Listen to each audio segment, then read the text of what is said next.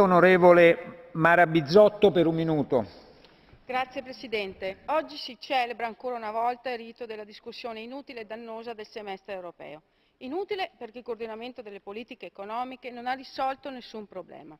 Dannoso perché l'Europa, con provvedimenti assurdi, dettati da Berlino e scritti da e per tutelare le grandi banche, le grandi industrie, i grandi poteri economici, mette in ginocchio interi Stati, intere economie.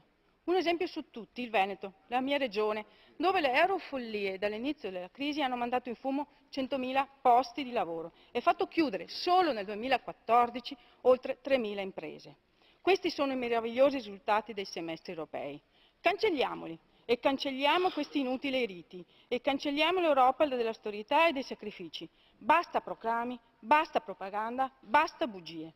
Qui dentro dobbiamo fare subito una cosa, cambiare gli assurdi parametri di bilancio stabiliti dai trattati europei e mettere al centro delle politiche europee i cittadini e il lavoro. Sono in tanti a chiedercelo e io userò ogni minuto che avrò a disposizione qui dentro per dare voce ai cittadini. Solo così potrà nascere una nuova Europa.